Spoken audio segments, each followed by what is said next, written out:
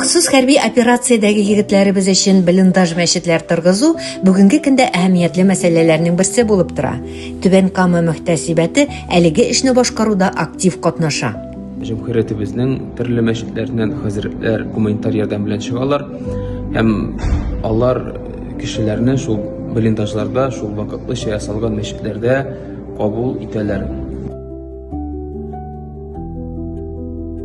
Без ярдәм иткән инде блиндаж, ул инде хәзер артта калды, яисә егетләребез инде күпкә алга китте һәм ул урында хәзер полигон булгач инде ул тагын да озакрак хезмәт итәчәк. Чөнки полигон ул инде озак вакытларга төзелә һәм аның аша бик күп кешеләр үтә һәм бу безнең мәчетебез әле күп еллар хезмәт итте.